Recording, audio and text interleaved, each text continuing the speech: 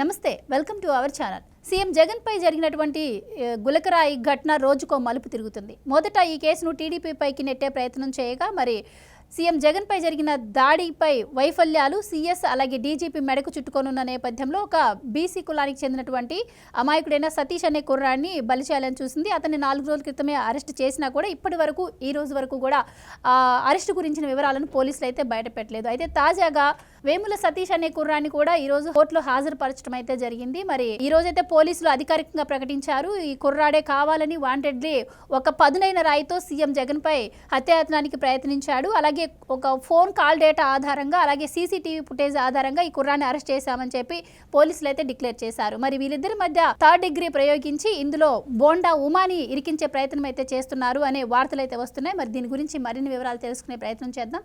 మనతో ఉన్నారు senior political journalist Satyamurthy గారు. నమస్కారం అండి. నమస్కారం. సో సత్యమూర్తి గారు, ఫస్ట్లో ఏదైతే టీడీపీ మీద నెట్టే ప్రయత్నం చేసిందో చివరికి అటు తిప్పి మళ్ళీ టీడీపీ వైపే మళ్ళింది ఈ కేసు. అయితే ఇప్పుడు చివరికి బోండా ఉమా టార్గెట్గా ఈ రాజకీయం అయితే నడుస్తూ ఉంది.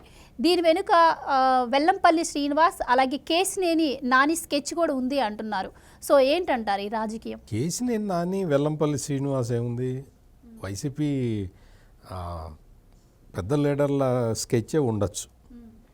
ఇప్పుడు కేసినేని నానిను వెల్లంపల్లి శ్రీనివాస్ కలిసి జగన్ మీద అటాక్ చేయలేరు కదా, పెద్దల స్కెచ్చే ఉంది ఇందులో. ఇప్పుడు అసలు మెయిన్గా ఇప్పుడు ఈ దుర్గారావుని అరెస్ట్ చేయటం లేకపోతే సతీష్ని అరెస్ట్ చేయటం ఇవన్నీ కొంచెం పక్కన పెడదాం. అసలు ఎవరైనా అంత దూరం నుంచి కరెక్ట్గా రాయి విసిరి కరెక్ట్గా అందరికీ కనపడే చోట చిన్న గాయం చేయగలరా? అది దగ్గర నుంచి చేసిన గాయమా, దూరం నుంచి రాయి పెట్టి కొడితే అయిన గాయమా?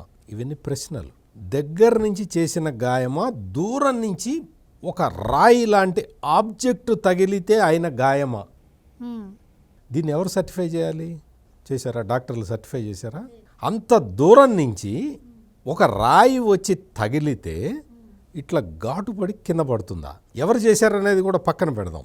అంత దూరం నుంచి రాయి వచ్చి అందులో షార్ప్ ఆబ్జెక్ట్, నీకు అది ఫుట్పాత్ మీద రాయి అని కూడా స్పెసిఫిక్గా చెప్పారు. అందరం, మీరు నేను అందరం అనుకుంటుంది ఏంటంటే అదేదో గులకరాయి అనుకుంటున్నాం. గులకరాయి కాదు, అది ఫుట్పాత్ల మీద వేసే ఆ సిమెంట్ తోటి అచ్చులు పోస్తారు కదా, ఆ రాయి అని చెప్తున్నారు కదా పోలీసులు.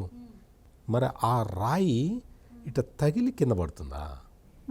కింద పడి ఇంకొకళ్ళు కొట్టుకొని మళ్ళీ సీఎం కాలికి అది తగిలితే లోపలికి గుచ్చుకుంటుంది, లోపలికి దూరుతుంది ఆబ్జెక్టు. ఇక్కడ తగిలితే తగలాలి, లోపలికి తగలాలి. నీకు అసలు మామూలు కాదు. అంత దూరం నుంచి తగిలితే రాయి గాయం అట్లా కింద పడుతుందా? అసలు ఇది మొత్తం అనుమానాస్పదంగానే ఉన్నది. మొత్తం అసలు పోలీసులు కరెంట్ ఆపటం ఏంటమ్మా? వివిఐపి మూమెంట్ ఉన్నప్పుడు కరెంట్ ఆపుతారా? అసలు ఎవరన్నా ఆపుతారా? సెక్యూరిటీ టైట్ చేయాలి, లైటింగ్ ఎక్కువ ఉండాలి.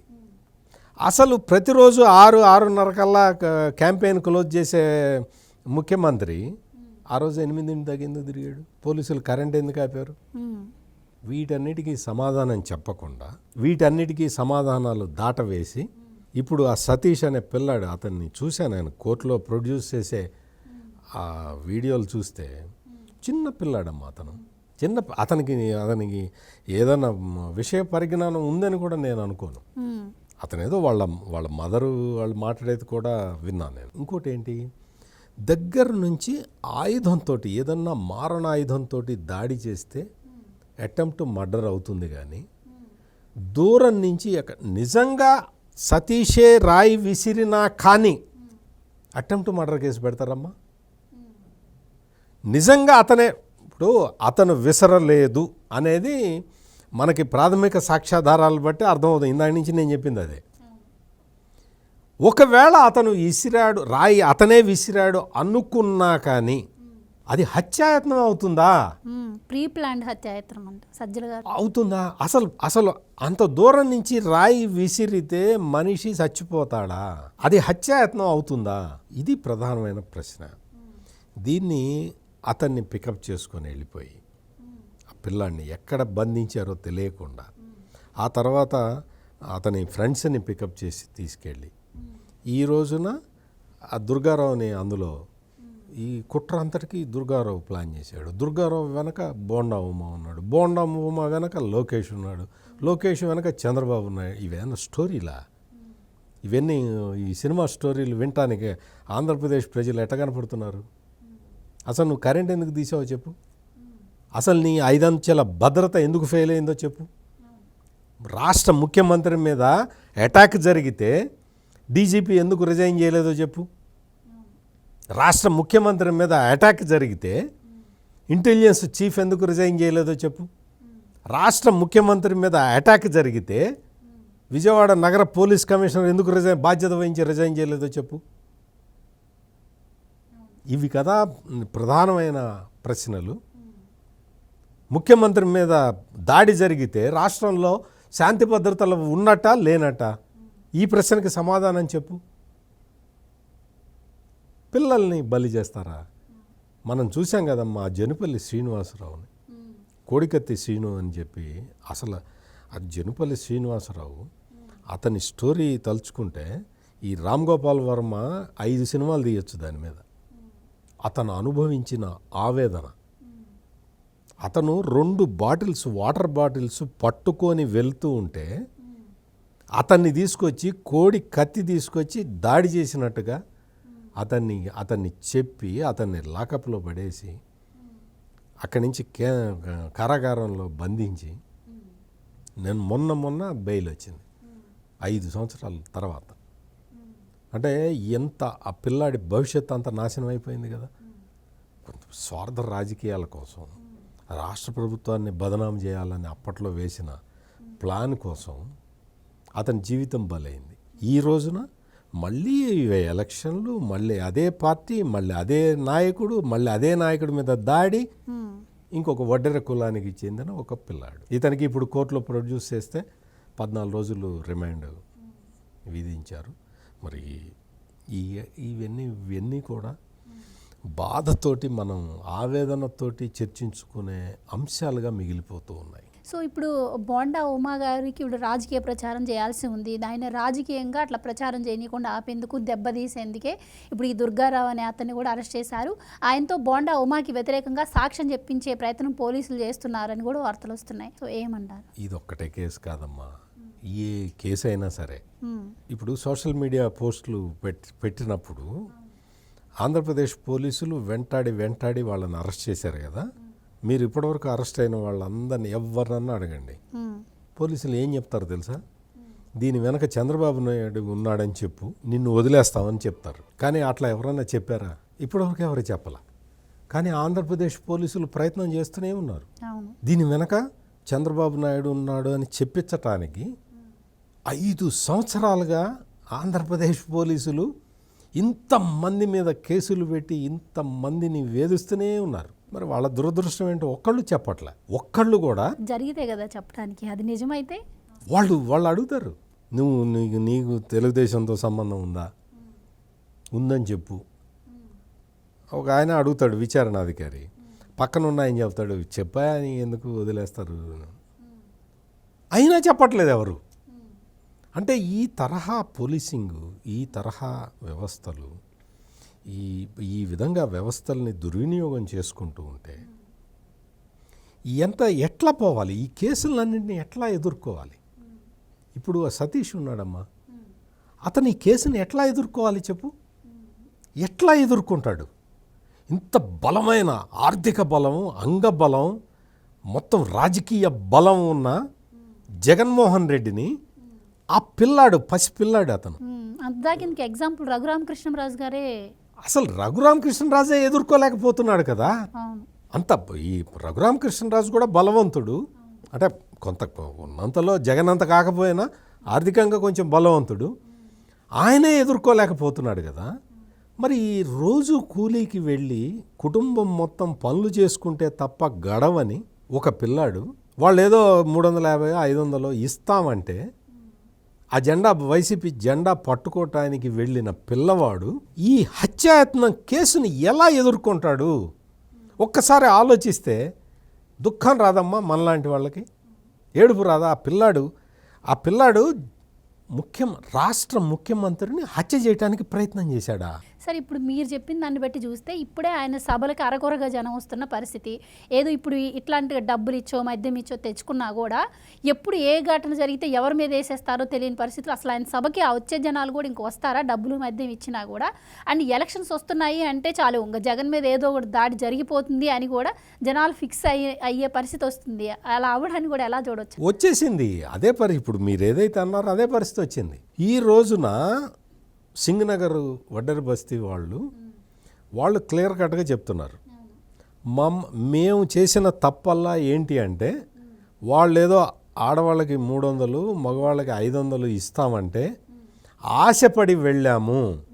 మేము ఆశపడి వెళ్ళినందుకు మా మీద ఈ మర్డర్ కేసు పెట్టారని చెప్పి వడ్డెర బస్తీ వాళ్ళందరూ కూడా ఈ రోజున సామూహికంగా అందరూ బయటకు వచ్చి చెప్తూ ఉన్నారు. అంటే మీరన్నట్టు ఇప్పుడు ఈ వడ్డెర బస్తీలో పిల్లల్ని ఎత్తుకెళ్ళిపోయి పోలీసులు ఈ విధంగా చేయటం వల్ల ఇంకా వైసీపీకి డబ్బులు ఇచ్చిన మనుషులు రారు, నువ్వు ఏ మర్డర్ కేసులో ఇరికిస్తావు అని భయపడటానికైతే ఆస్కారం ఉంది.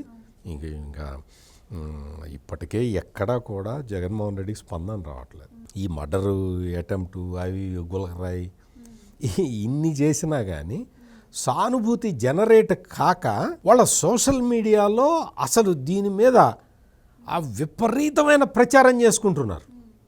ఎంత ప్రచారం చేసుకున్నా కానీ ప్రజల్లో సానుభూతి వ్యక్తం కావట్లేదు. అందువల్ల ఇప్పుడు ఇంకొక భయం కూడా ఉంది. చాలామంది ఇంకొక భయం అనుమానం ఆందోళన వ్యక్తం చేస్తున్నారు. ఇప్పుడు చిన్న గులకరాయికి సానుభూతి రావట్లేదు కదా, ఇప్పుడు నెక్స్ట్ ఏం చేస్తారని అందరూ భయపడి చచ్చిపోతూ. ఆయన చెప్పారు ఇంకో పెద్ద స్క్రిప్ట్ ఉంది అని. ఈ తరహాలో రాష్ట్ర రాజకీయాలు సాగుతుంటే ఇంకొక చిన్న పాయింట్ ఏంటంటే వీళ్ళందరూ ఈ వైసీపీకి సంబంధించిన సోషల్ మీడియాలో కొంతమంది ప్రముఖ వ్యక్తులు ఉంటారు, ఇన్ఫ్లుయెన్సర్లు అన్నమాట.